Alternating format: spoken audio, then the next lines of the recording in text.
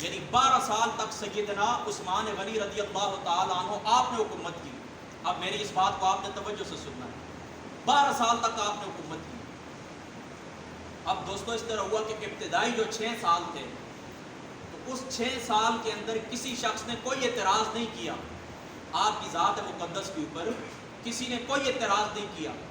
لیکن جو آخری 6 سال تھے تو ان کے اوپر حضرت سیدنا عثمان غنی رضی اللہ تعالیٰ عنہ آپ کی ذات اقدس کے اوپر اعتراض ہونا شروع ہو گئے کہ آپ نے فلاں گورنر ہے, آپ کا رشتہ دار ہے, آپ نے فلاں کو مقرر کر دیا, فلاں کو مقرر کر دیا, ان کے کردار ٹھیک نہیں ہے, بہت سارے معاملات ہوئے. اور حضرت سیدنا عثمان غنی رضی اللہ تعالیٰ عنہ آپ نے بنو امیہ کے بہت سارے افراد کو پوسٹوں کے اوپر مقرر کیا تھا, گورنری ان کو عطا کی تھی. اور وہ شرن وہ لوگ معتوب لوگ تھے, شرن وہ لوگ معتوب لوگ تھے. جس طرح عمرو بن العاص ہو گئے, عمرو بن العاص نہیں, رسول اللہ صلی اللہ تعالیٰ علیہ وآلہ وسلم کے ایک صحابی ہیں عثمان بن ابی سرحہ. تو یہ اس طرح تھے کہ حضور علیہ الصلوۃ والسلام کے کاتب تھے, حضور علیہ الصلوۃ والسلام کی وحی لکھا کرتے تھے. تو اس طرح ہوا کہ پھر بعد زمانے کے اندر وہی لکھتے لکھتے یہ مرتد ہو گئے, کافروں سے جا کر مل گئے.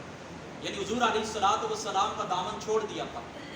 جب کافروں سے جا کے مل گئے تو فتح مکہ کے موقع کے اوپر رسول اللہ صلی اللہ تعالیٰ علیہ وآلہ وسلم آپ کی ذات اقدس نے ان کے قتل کا فتویٰ جاری کیا کہ ان کو قتل کر دیں. تو حضرت سیدنا عثمان غنی رضی اللہ تعالیٰ عنہ آپ کی سفارش کے اوپر رسول اللہ صلی اللہ تعالیٰ علیہ وآلہ وسلم نے اس بندے کو معاف کر دیا.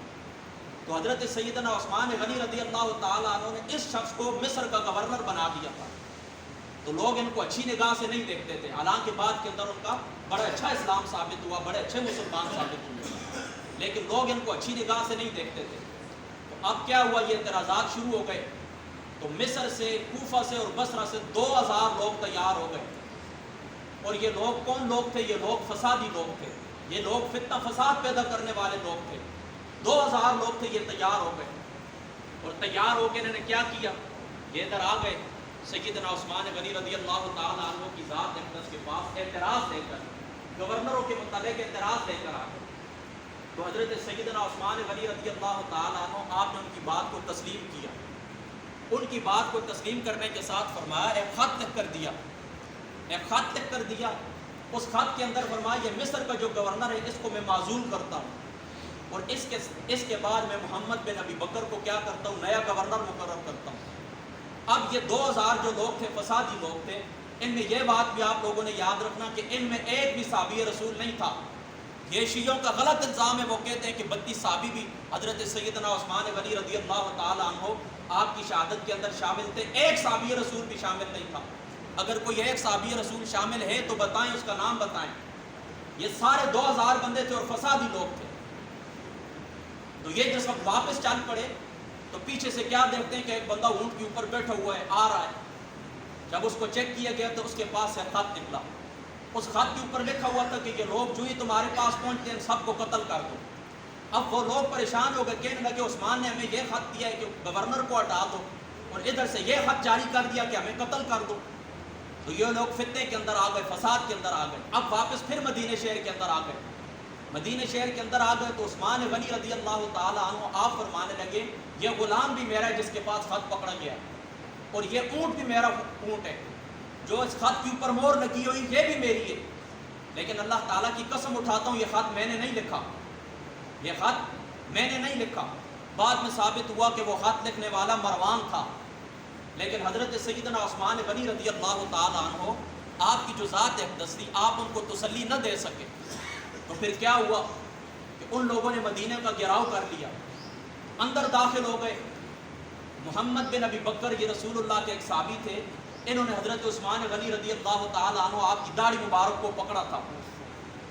تو حضرت سیدنا عثمان کہنے لگے کہ اس مقام کے اوپر اگر تمہارے والد اس جگہ کے اوپر موجود ہوتے تو اس داڑھی کی قدر وہ لوگ صحیح طور پر جانتے, داڑھی کی قدر وہ لوگ صحیح طور پر جانتے, یعنی حضرت ابو بکر ہوتے تھے.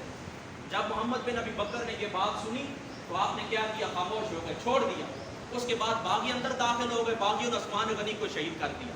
اب یہ شہید ہو گئے تو عثمان غنی رضی اللہ تعالیٰ عنہ آپ حضرت مولا علی المرتضیٰ میدان کے اندر آ گئے. لوگوں نے ان کی بیعت کر لی. اب جب ان کی بیعت کر لی تو اس وقت گورنر تھے شام کے حضرت امیر معاویہ رضی اللہ تعالیٰ عنہ. تو حضرت امیر معاویہ کھڑے ہو گئے، کہنے لگے مجھے عثمان کا قصاص دو۔ اس بات کو انتہائی توجہ سے سننا ہے آپ لوگوں نے۔ حضرت امیر معاویہ کہنے لگے مجھے عثمان کا قصاص دیں۔ آپ فرمانے لگے قصاص میں کس طرح دے سکتا ہوں، تم مجھے بتاؤ کہ قاتل کون ہے؟ یہ تو فسادی لوگ ہیں، اب میری حکومت کے اندر شامل ہو گئے، میں کس طرح ان کو پکڑ سکتا ہوں؟ آپ یا تو نام لے کے فلاں بندہ قاتل ہے۔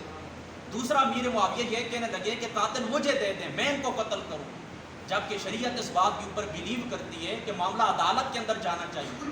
حضرت امیر معاویہ رضی اللہ تعالیٰ عنہ آپ کا حق یہ بنتا تھا کہ پہلے مولا علی المرتضیٰ کی بیعت کرتے، بیعت کرنے کے بعد معاملہ عدالت کے اندر لے کر جاتے، قاتل پکڑے جاتے، ان کو عدالت سزا دیتی۔ تو حضرت امیر معاویہ رضی اللہ تعالیٰ عنہ کی یہ خطا تھی کہ انہوں نے کہا کہ قاتل مجھے دے دیں۔ علی المرتضیٰ کہنے لگے دیکھیں میری نئی نئی حکومت ہے، ابھی میں مضبوط نہیں ہوا ہوں، اپنے پاؤں کے اوپر میری حکومت کھڑی نہیں ہوئی ہے، یہ فسادی لوگ میری ٹیم کے اندر شامل ہو گئے ہیں، تم اس طرح کرو، کچھ دیر صبر کرو، ہم مضبوط ہو جائیں، جس وقت ہمارا قلعہ مضبوط ہو جائے گا ہم ان لوگوں کو پکڑ لیں گے۔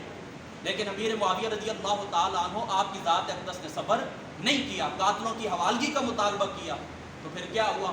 اس کے نتیجے کے اندر دو جنگیں ہوئیں، ایک جنگ جمل، ایک جنگ صفین۔ جنگ جمل اور جنگ صفین دونوں کے اندر یہ تاریخ کا وہ دل دکھانے والا باب ہے کہ تقریباً 80,000 مسلمان اس کے اندر شہید ہوئے۔ رسول اللہ کے صحابہ اور تابعین میں سے 80,000 مسلمان شہید ہوئے۔ امام ابن کثیر لکھتے ہیں 45,000 شہید ہوئے میدان جمل، میدان صفین کے اندر، اور 10,000 صحابہ اور تابعین شہید ہوئے میدان جمل کے اندر۔ اس طرح بھی 55,000 بنتے ہیں۔ اب دوستو کیا ہوا؟ یہ جنگیں ہوتی رہیں تو تحکیم کا مسئلہ آ گیا، کیونکہ دونوں طرف سے مسلمان گر رہے تھے۔ تو حضرت مولا علی المرتضیٰ اور حضرت امیر معاویہ نے تحکیم یعنی بندوں کو مقرر کر دیا کہ تم ہمارے متعلق فیصلہ کرو۔ تو خارجی خفا ہو گئے، خارجی کہنے لگے لا حکم الا للہ، اللہ کے حکم کے علاوہ ہم کسی کا حکم تسلیم نہیں کریں گے۔ تو وہ الگ ہو گئے، خارج ہو گئے، نکل گئے باہر، حضرت علی المرتضیٰ کا ساتھ چھوڑ گئے۔ تو یہ خارجی لوگ تھے، یہ حضرت مولا علی المرتضیٰ سے اس بات کے اوپر ناراض ہو گئے۔ تو دوستو یہ جنگ جمل اور جنگ صفین، اس کے نتیجے کے اندر کائنات کے اندر دو فرقے پیدا ہوئے، ایک فرقہ خارجی جو آج طالبان کی صورت میں آپ کو نظر آتا ہے، اور دوسرا فرقہ رافضی جو آج کو شیعہ کی صورت میں آپ کو نظر آتا ہے۔ یہ اس جنگ کی صورت کے اندر پیدا ہوئے تھے۔ ایک مولا علی المرتضیٰ رضی اللہ تعالیٰ عنہ کی محبت کو اس مقام تک لے گئے کہ جا کر نعوذ باللہ خدا کی ذات تک ملا دیا، اور ایک لوگ آپ کے بغض کے اندر اتنے گمراہ ہوئے کہ تباہ و برباد ہو گئے۔ پھر سفین میں دوبارہ جانے سے پہلے مولا علی المرتضیٰ نے ان کو تحت کیا، ان کو قتل کیا۔ دوستو اب وہ اس طرح کہ یہ لوگ خارجی تھے، ناراض ہو گئے۔ ان میں سے 3 آدمی اکٹھے ہوئے، انہوں نے فیصلہ کیا۔ ایک کہنے لگا میں امیر معاویہ کو شہید کرتا ہوں، دوسرا کہنے لگا میں عمرو بن العاص کو شہید کرتا ہوں، اور تیسرا کہنے لگا کہ میں سیدنا حضرت علی المرتضیٰ رضی اللہ تعالیٰ عنہ آپ کو شہید کرتا ہوں۔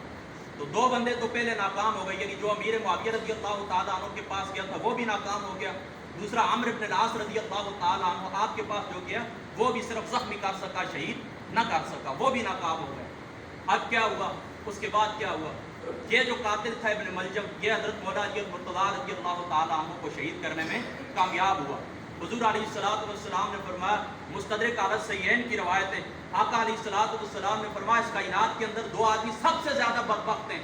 ایک بدبخت کائنات کا سب سے ذلیل اور لعین آدمی وہ ہے جس نے حضرت سیدنا صالح علیہ السلام کی اونٹنی کو ذبح کیا تھا، اور دوسرا کائنات کے اندر لعین ترین اور ظالم اور بدبخت اور جانوی شخص وہ ہے جس نے مولا علی المرتضیٰ رضی اللہ تعالیٰ عنہ کی ذات کو مستقبل کے اندر شہید کرے۔ تو حضرت مولا علی المرتضیٰ جس رات آپ کی شہادت کی جو گزشتہ رات ہے، تو پوری رات آپ جاگتے رہے، پوری رات آپ فرمانے لگے یہ وہی رات ہے جس کا اللہ تعالیٰ کی ذات اقدس نے مجھ سے وعدہ کیا تھا۔ تو دوستو پھر صبح کی نماز کے وقت اس شخص نے آپ کی ذات اقدس کے اوپر حملہ کیا اور آپ کی ذات اقدس کو شہید کیا۔ اب اس کے آگے بھی بہت سارے معاملات ہیں، میری طبیعت تھی کہ کچھ ان کی تعلیمات ہیں ان کے اوپر بھی گفتگو کریں گے۔ اس طریقے سے آپ کی شہادت بھی کچھ معاملات ہیں جو باقی رہتے ہیں، لیکن انشاءاللہ تعالیٰ زندگی رہی میری حاضری لگانا ہی مقصود ہوتا ہے، آپ کے پاس میں آتا رہتا ہوں اکثر۔ انشاءاللہ تعالیٰ پھر اگلی جب بھی میری آپ سے ملاقات ہوئی تو اس شہادت کے بعد واقعہ اور سیدنا مولا علی المرتضیٰ رضی اللہ تعالیٰ عنہ آپ کی جو تعلیمات ہیں وہ انشاءاللہ تعالیٰ میں آپ کے سامنے رکھوں گا۔ اللہ تعالیٰ عمل کی توفیق عطا فرمائے، مولا علی المرتضیٰ رضی اللہ تعالیٰ عنہ آپ کے درجات اللہ تعالیٰ بلند فرمائے، آپ کی آل کے ساتھ اللہ تعالیٰ نسبت عطا فرمائے، نسبت جن لوگوں کی قائم ہو چکی ہے اللہ تعالیٰ اس نسبت کو مزید مضبوط فرمائے۔ اللہ تعالیٰ آل محمد آل بیت رسول محمد مصطفیٰ کی جو اولاد ہیں ان کے نقش قدم کے اوپر، ان کی تعلیمات کے اوپر چلنے کی توفیق عطا فرمائے۔ وآخر دعوانا الحمدللہ۔